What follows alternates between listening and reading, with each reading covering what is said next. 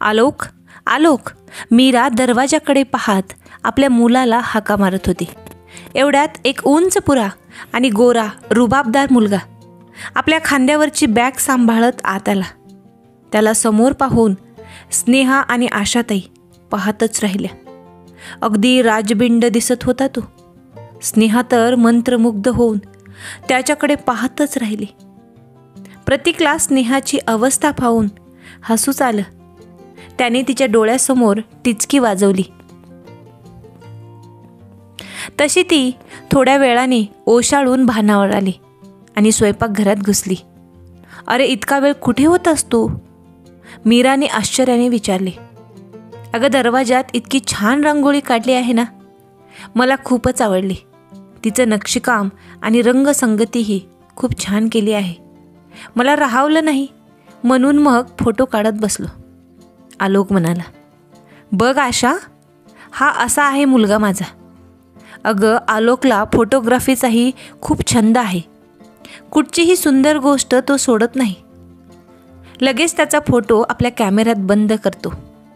मीराने हसतच आशाला आलोकची ओळख करून दिली. तसा आलोक आशाच्या पाया पडण्यासाठी खाली वाकला.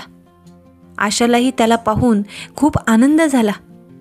मीरा, अगं, तुझा मुलगा छान आहे. दिसायलाही अगदी राजबिंड आहे. आलोककडे पाहत आशा म्हणाली. हो बाई, आता तूच एखादी राजकुमारी शोध या राजबिंड मुलासाठी. आम्ही तर सगळे थकलोय मुली दाखवून दाखवून. साहेबांना कुठची पसंत येईल तर ना. तक्रारीच्या सुरात मीरा म्हणाली. हे काय गाई, आल्या आल्या तू माझी मावशीकडे तक्रार करायला लागलीस.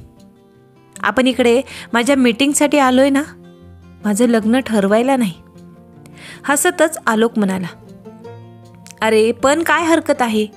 तुझ्या नशिबाने एखादी इथलीच मुलगी पसंत पडेल तुला. ते काही नाही. आशा, तू बघ ग. काहीच नाही. आशा, तू बघ एखादी छान मुलगी माझ्या आलोकसाठी. फार काही सुंदरच हवी असं काही नाही ग, पण स्वभावाला छान आणि सगळ्यांशी मिळून मिसळून राहणारी अशी एखादी समजूतदार मुलगी सांग, तुझ्या ओळखीत एखादी असली तर. मीरा म्हणाली. अगं आई, काय घाई आहे? जरा थांब ना, वेळ तर दे मला विचार करायला. नाराजीच्या सुरात आलोक म्हणाला. अरे, तू घे ना, तुला हवा तेवढा वेळ घे. तू काही करू नकोस, फक्त लग्नाला तयार राहा. तोपर्यंत आम्ही बघतो काय करायचं ते.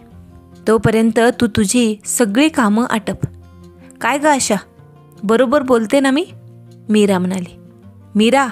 मीरा, अगं तो म्हणतोय तर जरा धीराने घे. आधीच तुम्ही दोघंही प्रवासाने खूप थकून आला आहात. फ्रेश व्हा, मग आपण सविस्तर बोलूया. मी तुमच्या जेवणाचं बघते. आशा म्हणाली.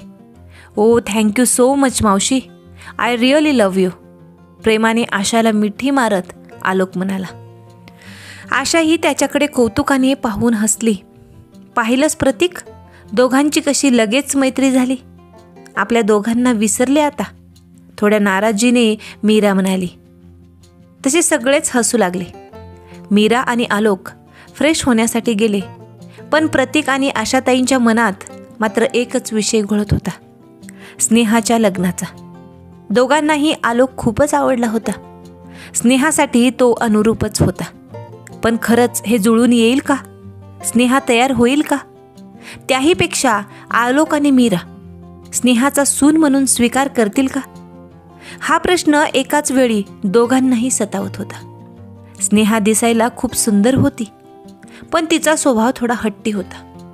आपलंच म्हणणं खरं करण्याची तिला सवय होती. आलोकसारख्या मुलाला ती समजून घेईल, मीराचं मन जिंकेल का? आणि सगळ्यात महत्त्वाचं, स्नेहा अजूनही अजयला विसरू शकली नव्हती. अजूनही तिच्या मनात अजयच्या आठवणी जपलेल्या होत्या. या आठवणी आलोक आणि मीराच्या समोर आल्या तर? आलोक आणि आशाताईंनी एकाच वेळी मनात आलेले विचार झटकून टाकले आणि दोघे आपापल्या कामाला लागले. आलोक आणि मीरा फ्रेश होऊन जेवणाच्या टेबलजवळ जमले. एवढ्यात प्रतीकही तिथे आला. आशाताई आणि स्नेहाने जेवणाची ताटं वाढली. जेवणातील पक्वान्ने पाहून आलोक जाम खुश झाला होता. त्याने पटकन जेवणाला सुरुवातही केली. अरे आलोक, हळू, किती गडबड करशील, सावकाश जेव ना, मीरा म्हणाली. अगं आई, मावशीने बघ ना काय मस्त जेवण केलंय ते. नुसत्या वासाने पोटात कावळे ओरडायला लागलेत. पुरणपोळीचा घास तोंडात टाकत आलोक म्हणाला, जेव बाळा, तू सावकाश जेव. आईचं काही ऐकू नकोस. अगदी पोटभर जेव बरं का. तुझंच घर आहे, काही संकोच बाळगू नकोस. आणि तू ग मीरा, उगाच जेवताना त्याला अडवू नकोस ना, शांतपणे जेवू दे त्याला. आलोकच्या केसांवरून मायेने हात फिरवत आशा म्हणाली. प्रतीक एकीकडे सारं पाहत होता. आईचं आलोकवरचं प्रेमही त्याच्या डोळ्यातून सुटलं नव्हतं. त्याची आई होतीच मायाळू, कुणालाही लगेच जीव लावणारी. तरीही आलोकवरचं प्रेम पाहून त्यालाही कुठेतरी मन दुखावल्यासारखं झालं. आलोकमुळे आईचं आपल्याकडे दुर्लक्ष तर होणार नाही ना, अशी त्याला भीती वाटू लागली. मनातले विचार झटकून त्याने निमूटपणे जेवणाला सुरुवात केली. जेवण उरकून तो उठणार एवढ्यात आशाताईंनी त्याला हाताला धरून खाली बसवलं. हे काय प्रतीक, असं अर्धवट जेवून का उठलंस? आणि तुझ्या आवडत्या बासुंदीकडे तुझं लक्षच नाही, असं म्हणून त्यांनी मायेने प्रतीकला बासुंदी भरवायला सुरुवात केली. आता मात्र आईचं प्रेम पाहून प्रतीकच्या न कळत डोळ्यात पाणी जमा झालं. गप्पा गोष्टीत जेवणाची पंगत आटपली. प्रवासाने दमल्याने आलोक लगेच खोलीत झोपायला गेला. स्नेहा मात्र स्वयंपाक खोलीत आईला मदत करत होती. एवढ्यात प्रतीक तिथे आला आणि आईला घट्ट मिठी मारली. हे पाहून आशाताई आश्चर्यचकित झाल्या. काय झालं प्रतीक, तू असा, तुला बरं वाटत नाही का? काळजीच्या सुरात आशाताई म्हणाल्या. स्नेहाला मात्र प्रतीकच्या या अवस्थेची कल्पना आली होती. तिने हसतच प्रतीकचा गाल ओढला. काही झालं नाही गाई, आलोकवरचं तुझं ओतू जाणारं प्रेम पाहून त्याला थोडी भीती वाटली. तुझ्या प्रेमात आता कुणीतरी भागीदार आलाय ना, आता तुझं यांच्यावरचं प्रेम कमी होईल असं त्याला वाटलं. होय ना प्रतीक, असंच वाटते ना तुला? खरं सांगा, मी पाहत होते तुला, जेवतानाही तुझं लक्ष नव्हतं, प्रतीकला चिडवत स्नेहा म्हणाली. गप्प बस, असं मुळीच नाही. माझी आई माझीच राहणार, कुणीही तिला माझ्यापासून दूर करू शकणार नाही, अगदी तू सुद्धा. आईला अधिकच बिलगत प्रतीक म्हणाला. काय प्रतीक, अरे स्नेहा काय म्हणतेय, तुला खरंच असं वाटतंय? अरे राजा, आलोक आपला पाहुणा आहे आणि काही दिवसांसाठी तो आपल्याकडे आलाय. मग त्यांचा पाहुणचारात काही कमी पडू नये असंच मला वाटतं. आणि तोही मला तुझ्यासारखा आहे, पण म्हणून काही माझं तुझ्यावरचं प्रेम किंचितही कमी होणार नाही. तुम्ही दोघे माझ्या काळजाचा तुकडा आहात आणि कोणत्याही कारणाने माझं तुमच्याप्रती प्रेम कधीच कमी होणार नाही, असं म्हणून आशाताईंनी आपल्या दोन्ही मुलांना जवळ घेतलं. तशी दोघं पाखरं आईला बिलगली. दरवाजातून मीरा हा सारा प्रसंग पाहत होती. तिलाही आशाताईचं खूप कौतुक वाटलं. स्वयंपाक खोलीतील कामं आटपून स्नेहाही आपल्या खोलीत झोपायला आली आणि समोरचं दृश्य पाहून ती जागीच स्थिर उभी राहिली. तिच्या रागाचा पारा अचानक वाढू लागला. तिने जोरात आईला हाक मारली. स्नेहाचा ओरडण्याची हाक ऐकून प्रतीक आणि आशाताई धावत स्नेहाच्या खोलीत आली. स्नेहा चिडून लालेलाल झाली होती. त्यांनाही नक्की कळेना अचानक तिला काय झालं. प्रतीकने तिला विचारताच तिने रागाने हात समोर केला. समोर लक्ष जाताच आशाताई आणि प्रतीकही बुचकळ्यात पडले. स्नेहाला कसं शांत करावं दोघांनाही कळेना. स्नेहा रागाने थरथरत उभी होती. तिच्याकडे पाहून असं वाटत होतं आता ही थोड्याच वेळात रडायला लागेल. प्रतीक आणि आशाताईंनाही काय करावे ते सुचेना. समोर आलोक स्नेहाच्या खोलीत तिच्या बेडवर अस्ताव्यस्त झोपला होता. स्नेहाच्या कपाटातील काही पुस्तके बेडवर तशीच पडली होती. ड्रेसिंग टेबलवरही आलोकने आपल्या काही वस्तू मांडून ठेवल्या होत्या आणि स्नेहाच्या काही वस्तू जमिनीवर पडल्या होत्या. सगळी खोली अस्ताव्यस्त झाली होती. आपल्या खोलीत काहीही न विचारता आलोकने असं कब्जा करणं स्नेहाला अजिबात आवडलं नव्हतं. मुळात तिला तिच्या खोलीत येऊन तिच्या वस्तूंना हात लावलेलं अजिबात आवडायचं नाही. आशाताई आणि प्रतीकही तसं करणं टाळायचे. आणि आज आलोकने तर हद्द केली होती. आलोक शांतपणे गाढ झोपी गेला होता. त्याला झोपेतून उठवणं आशाताईंना योग्य वाटलं नाही. स्नेहाने रागाने टेबलावरचा पेपरवेट आलोकच्या दिशेने भिरकवण्यासाठी उचलला. एवढ्यात प्रतीकने प्रसंगावधान दाखवून तिचा हात पकडला आणि हातातील पेपरवर काढून ठेवला. स्नेहाचा हा अवतार पाहून आशाताईही घाबरल्या. दोघांनी मिळून स्नेहाला धरून खोली बाहेर आणले. सोड मला, तुम्ही दोघे मलाच काय खोली बाहेर काढताय? आधी त्या कुंभकर्णाला बाहेर काढा. माझ्या खोलीत माझ्याच बेडवर लोळतोय तो. स्नेहा रागातच म्हणाली. अगं स्नेहा, काय बोलतेस तू? जरा हळू ना, मीरा ऐकेल. आणि कुंभकर्ण काय ग? आलोक नाव आहे त्याचं आणि आपला पाहुणा आहे तो. आशाताईंनी स्नेहाला समजावण्याचा प्रयत्न केला. कुंभकर्ण नाही तर काय आई? बघितलंस ना कसा पाय ताणून झोपलाय तो ऐटीत. स्नेहा म्हणाली. अगं हो, प्रवासाने खूप दमलाय तो, त्यामुळे लगेच झोपला असेल. आता उगाच त्याला उठवू नकोस. आशाताई म्हणाल्या. पण माझीच खोली मिळाली झोपायला, साधे विचारणं पण नाही का? समोर दिसल्याबरोबर घुसलं लगेच खोलीत. हे काही वागणं झालं का? तूच सांग. स्नेहा म्हणाली. अगं राणी, बरोबर आहे तुझं, पण आता बोलून काही उपयोग होणार आहे का? दुसरा पर्यायही नाही. तो झोपलाय तर झोपू दे आजच्या दिवस. उद्या आपण त्याची सोय करू प्रतीकच्या खोलीत. आणि आज तू झोप माझ्याजवळ. आशाताई म्हणाल्या. काही नको, तुम्ही दोघी मैत्रिणी बसा रात्रभर गप्पा मारत. मी नाही येणार तुमच्यामध्ये. झोपेन मी हॉलमध्येच. आणि या घुसखोराला बघते उद्या सकाळीच. स्नेहा म्हणाली. ताई, अगं शांत हो. आणि तू हॉलमध्ये झोपू नकोस. आपण दोघे माझ्या खोलीत झोपू. मला चालेल. माझ्या खोलीत कुणी घुसखोरी केली तर. स्नेहाला चिडवत प्रतीक म्हणाला. तू ना आता गप्प बस, नाहीतर तुला हॉलमध्ये झोप येईन. चिडवत स्नेहा म्हणाली. नको ग बाई, मला माझ्या खोलीतच लहानसा कोपरा दे झोपायला. मी बिचारा तिथेच पडेन. आणि उद्या बिचाऱ्या त्या आलोकच्या डोक्यावर हा पेपरवेट फोडू नको म्हणजे झालं. असं हसतच प्रतीक म्हणाला. आणि सगळे आपल्या आपल्या खोलीत झोपायला गेले. सकाळी स्नेहाला लवकर जाग आली.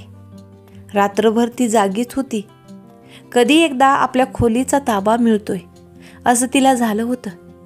तिची बरीच गुपितं त्या खोलीत दडलेली असायची. आलोकने आपल्या वस्तूंना हात तर लावला नसेल ना? मनात शंका येताच ती अस्वस्थ झाली. जाग येताच ती आपल्या खोलीत धावली. आलोक अजूनही झोपेतच होता. स्नेहा रागातच पाय आपटत खोली बाहेर आली आणि तशीच ती स्वयंपाक खोलीत गेली. आई, अजूनही तो कुंभकर्ण खोलीतून बाहेर आला नाहीये. स्नेहा म्हणाले. आशाताई, तिला काही समजविणार एवढ्यात मीरा खोलीत आली. काय ग स्नेहा, सकाळीच का चिडलीस? आणि कोण कुंभकर्ण खोलीत शिरलाय? मीरा म्हणाली. काय नाही ग मीरा, अगं प्रतीक अजून उठला नाही ना, त्यालाच म्हणते. अगं काय विचारू नकोस, सारखी भांडत असतात. लगेच कशीबशी परिस्थिती सांभाळत आशाताई म्हणाल्या. तशी स्नेहा त्यांच्याकडे रागाने पाहू लागली. हो ना, दोघं आत्ता एकत्र आली ना म्हणून भांडतात. उद्या लग्न होऊन गेलीस की मग आठवण येईल एकमेकांची. हसतच मीरा म्हणाली. तशी लगेच स्नेहा अंघोळीचं कारण सांगून तिथून निसटली. बघितलंस का आशा, लेक तुझी किती लाजली. समोर 1 मिनिट थांबली पण नाही. हसतच मीरा म्हणाले. तसे आशेनेही हसून दुजोरा दिला. स्नेहा अंघोळ करून तिच्या खोलीत गेली. आलोक अजूनही गाढ झोपेत होता. स्नेहाने रागाने एक दृष्टिक्षेप आलोककडे टाकला आणि तिने ड्रेसिंग टेबलवरच्या कप्प्यातील अत्तराची कुपी बाहेर काढून त्यातून काही थेंब आपल्या हातावर आणि कानामागे लावले. कुपी नाकाला लावत तिने एक दीर्घ श्वास घेतला आणि त्या वासाने ती फ्रेश झाली. आरशात पाहत तिने आपल्या केसांना बांधलेला पंचा सोडला आणि हलक्या हाताने केस पुसू लागले. मानेवरून पुढे आलेले केस तिने झटका देऊन पाठीवर टाकले आणि आरशात आपलं सौंदर्य निहाळत एक छान चुंबन हातावरून फुंकत आरशाच्या दिशेने फेकलं आणि खुश होत गालात हसत मागे फिरली. मागे फिरताच ती दचकून जागी स्थिर झाली. समोर आलोक तिला टक लावून पाहत होता. स्नेहाने रागाने हातातील अत्तराची कुपी आलोकच्या दिशेने फेकली आणि धावतच ती खोली बाहेर गेली. आलोक मात्र तिला पाठमोरा पाहतच राहिला. एक मंद सुहास त्याच्या नाकात दरवळला.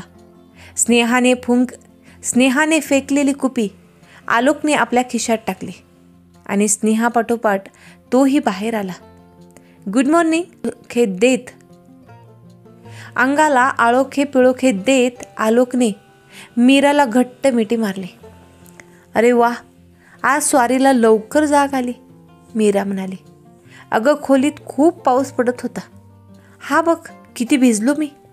स्नेहाकडे एक चोरटा कटाक्ष टाकत आलोक हसला आणि गालावरचं पाणी फुसफुसत म्हणाला.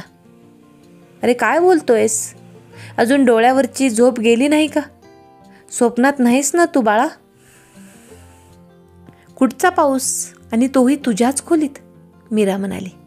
काय नाही ग आई, तू पटकन मला आंघोळीसाठी पाणी दे. मला मीटिंगला जायला उशीर होतोय, आळस देत आलोक म्हणाला. आलोक, मी सांगते स्नेहाला, ती देईल गरम पाणी आंघोळीसाठी. तू पटकन आंघोळ कर, मग आपण सगळेच एकत्र न्याहारी करूया, आशाताई म्हणाल्या. मावशी, आज काय केलंस नाश्त्याला? आलोक म्हणाला. अरे हो, आधी आंघोळ तरी करून घे, मग कळेल की काय केले ते, मीरा म्हणाली. आलोक, आज तुझ्या आवडीचं काही केले बघ. बघ बाबा, तुला आवडतो का मावशीच्या हातचा नाश्ता? तुला काय वाटतं मी काय बनवलं असेल तुझ्यासाठी, तुझ्या आवडीचं? हसतच आशाताई म्हणाल्या. माझ्या आवडीचं ना? अगं, मला तर बरंच काही आवडतं, पण जास्त आवडीचं म्हणालीस तर घारगे. ए मावशी, तू घारगे केलीस? वा, तरीच त्याच्या गोड वासाने मला लगेच जाग आली.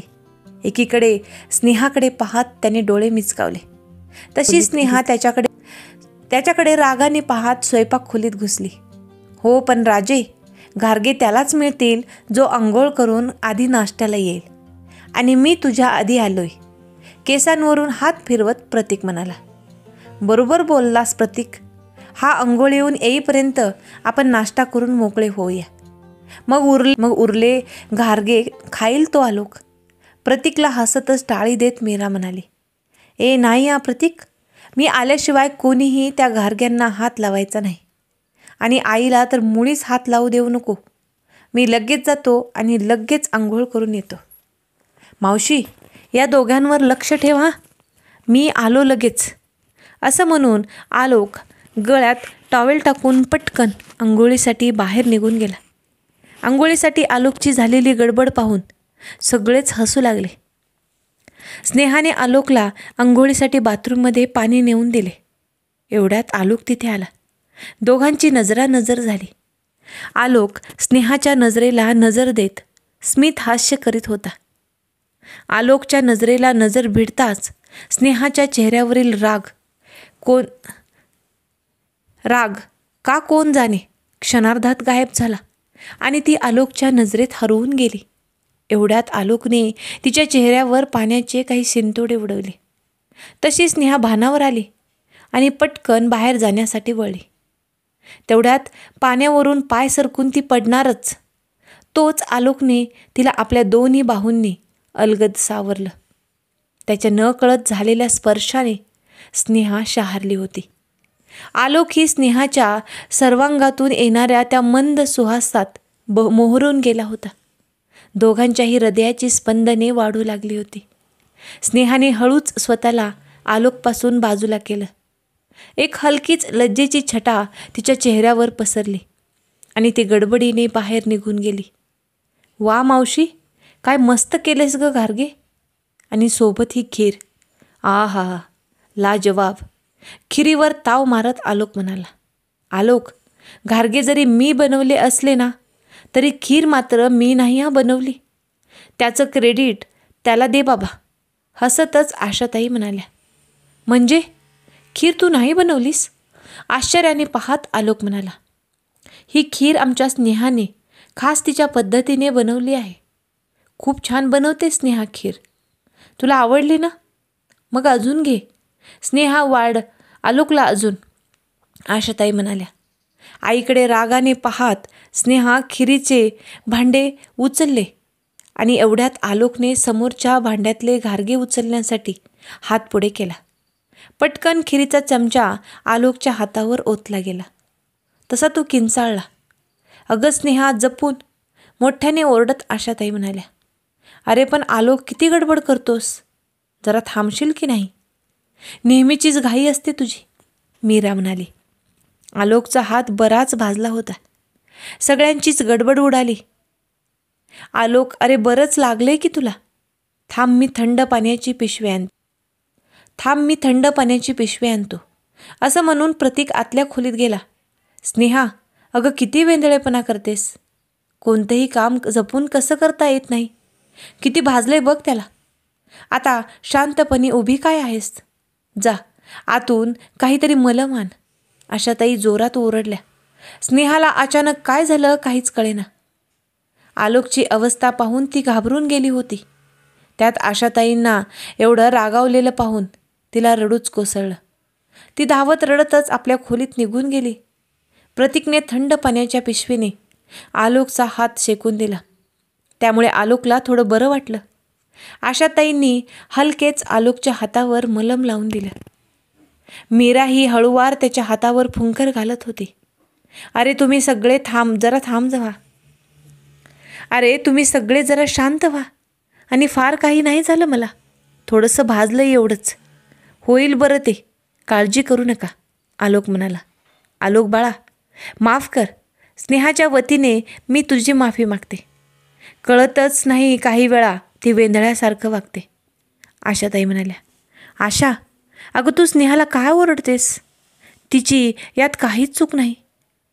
अगं तुझ्या सांगण्यावरूनच ती खीर वाढायला पुढे आली. आमच्या आलोकलाच ना जरा भूक आवरत नाही. सगळ्या गोष्टींची त्याला गडबड असते, आलोकचा कान पिळत मीरा म्हणाली. अगं हळू. पण घारगे इतके छान झाले होते.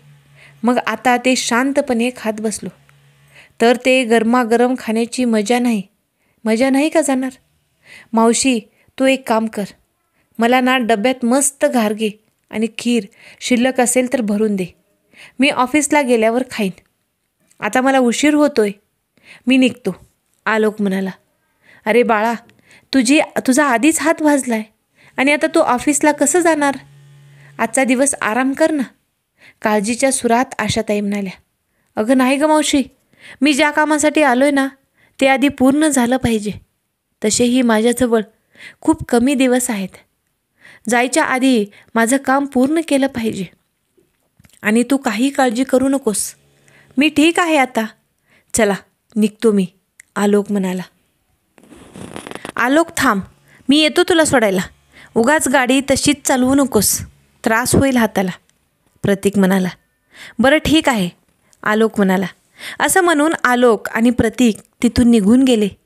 अगं आशा, आलोकचं ना हे नेहमीचंच आहे. पायाला त्याच्या चाक लावलेली असतात. कधी एका ठिकाणावरून जरा थांबत नाही. जरा आराम नसतो जीवाला त्याच्या. सारखं काम आणि काम करत असतो, मीरा म्हणाली. खूप गुणी आहे ग तुझा आलोक. त्याला ना छानशी त्याला समजून घेणारी मुलगी भेटली ना की त्याचे पाय आपोआपच घराकडे वळतील. मला मात्र स्नेहाची काळजी लागून राहिली आहे बघ. प्रतीक ही माझा खूप समजूतदार आहे, त्याला कसलाही त्रास नाही. पण स्नेहा एवढी नोकरी करणारी मुलगी, पण अजूनही तिचा धसमुसळेपणा जात नाही. आणि जरा काय मनाविरुद्ध झालं की लगेच राग बाईच्या नाकावरच टिचून बसलेला असतो. काय होणार या मुलीचं काहीच कळत नाही, डोळ्याला पदर लावत आशाताई म्हणाल्या. काही काळजी करू नकोस आशा, सगळं ठीक होईल. अगं, आणि तू ही स्नेहाला जरा समजून घे ना. आत्ता मुली काही लहान नाहीत, त्यांना त्यांच्या पद्धतीने समजून घ्यावं लागतं. आणि तू तिला असं सगळ्यांच्या समोर रागवायला नको होतं. अशानं मुली दुखावल्या जातात. तशीही या सगळ्यात तिची काहीच चूक नव्हती. तुझ्या रागावण्याने तिचं मन खूप दुखावलं असणार. तू तिची समजूत काढ, मीरा म्हणाली.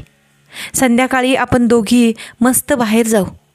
मलाही दाखव की तुमच्याकडचे काय काय पाहण्यासारख्या गोष्टी आहेत त्या, मीरा म्हणाली. बरं, ठीक आहे, संध्याकाळी जाऊ आपण बाहेर, आशाताई म्हणाल्या. सर्वांसमोर आई आपल्यावर रागावली याचे स्नेहाला खूप वाईट वाटले होते. तसं पाहता तिची काहीच चूक नसताना आईने कोणताही विचार न करता असं ओरडायला नको होते. स्नेहा मनातूनच दुखावली गेली होती. तिच्या डोळ्यातून सारख्या अश्रुधारा वाहत होत्या. स्नेहाला आलोकचा विवळणारा चेहरा पाहून खूपच अपराध्यासारखे झालं होतं. न कळत का होईना, पण गरम खीर ओतली गेल्याने त्याचा हात बराच भाजला होता.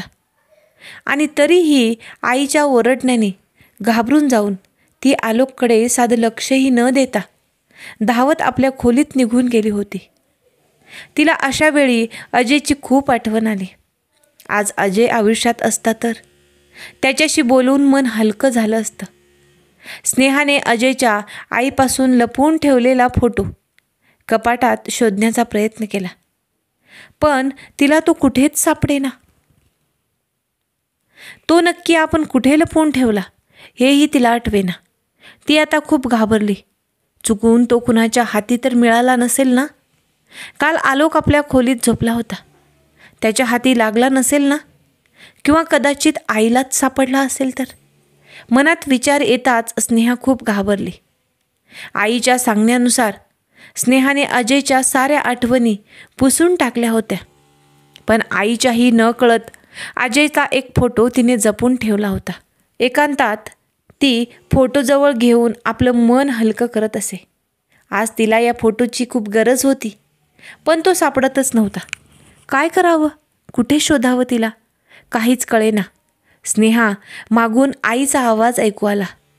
तशी तिने घाईने कपाट लावून घेतलं आणि झरकन वळली.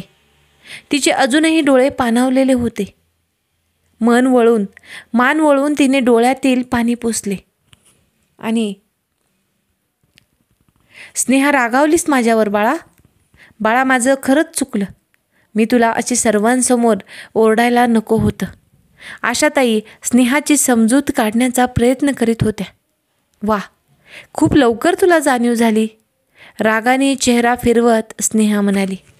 स्नेहा, प्लीज मला समजून घे ना.